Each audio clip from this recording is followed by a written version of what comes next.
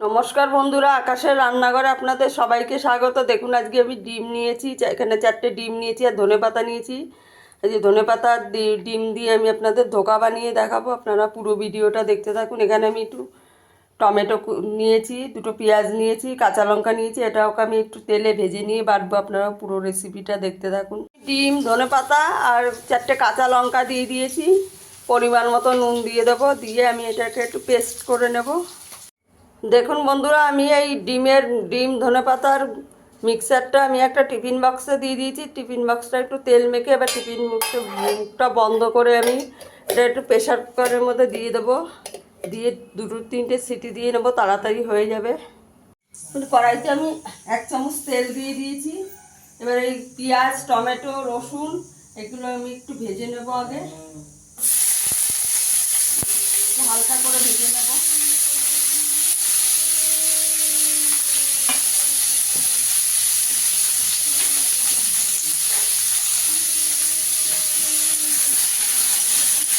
হালকা করে ভেজে ঠান্ডা করে আমি ভেজে নেব। আমার পেঁয়াজ, আদা ইয়েটা ভাজা হয়ে গেছে, আদাটা দিইনি আমি। টমেটো, পেঁয়াজ, রসুনটা একটু ভেজে নিয়েছি হালকা করে। এবার এটাকে একটু ঠান্ডা করে নেব, ঠান্ডা করে নিয়ে বেটে নেব।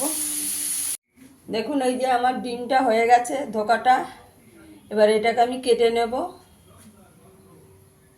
এখানে আমি একটু আলু দেবো, এখানে আমি 2টো আলু কেটে নিয়েছি, কড়াইতে বসিয়ে দিয়েছি, কড়াইতে তেল দিয়ে দিয়েছি।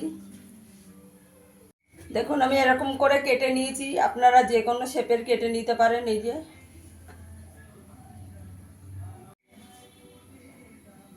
এখানে একটু গোটা গরম মশলা ফোড়ন দিয়ে দেবো, দারচিনি,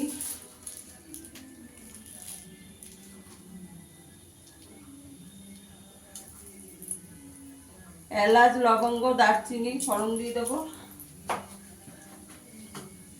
এখানে একটু গোটা জিরে ফোড়ন দিয়ে দেবো। আলুটাকে একটু ভেজে নেব লাল করে। আপনারা না চাইলে আলু নাও দিতে পারেন।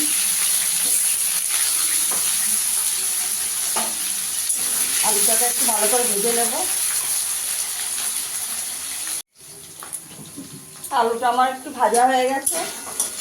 এই মশলাটা বেটে রেখেছি, মশলাটা দিয়ে দেবো।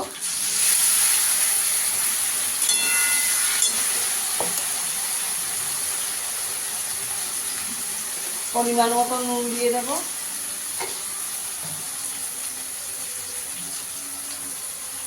একটু হলুদ গুঁড়ো দিয়ে দেবো 1 চামচ। কাশ্মীরি লঙ্কার গুঁড়ো দেবো 1 চামচ। 1/2 চামচ জিরের গুঁড়ো দেবো।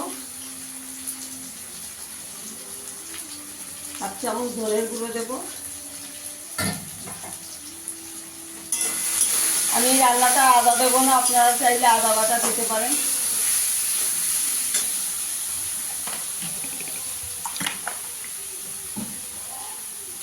একটু জল দিয়ে দেবো, দিয়ে মশলাটা ভালো করে কষিয়ে নেব। 5 মিনিট চাপা দিয়ে দেবো। দেখুন আমার মশলাটা ভালো করে কষানো হয়ে গেছে। এখানে আমি একটু জল দিয়ে দেবো, অল্প করে গরম জল করে রেখেছি, দিয়ে দেবো।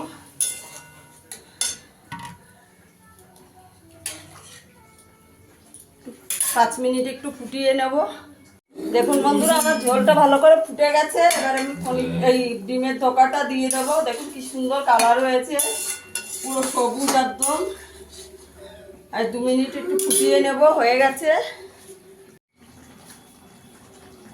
দেখুন বন্ধুরা, আমার ডিমের ধোকাটা হয়ে গেছে। একটু গরম মশলা দিয়ে দেবো,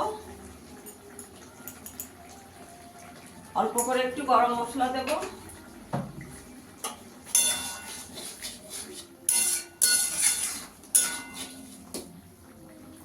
2 মিনিট চাপা দিয়ে রাখবো, হয়ে গেছে। গ্যাসের আঁচটা বন্ধ করে একটু চাপা দিয়ে দেবো। বন্ধুরা, আমার ডিমের ধোকাটা হয়ে গেছে। ফিরে আসবো আবার নতুন কোনো ভিডিও নিয়ে। সবাই ভালো থাকবেন, সুস্থ থাকবেন, ধন্যবাদ।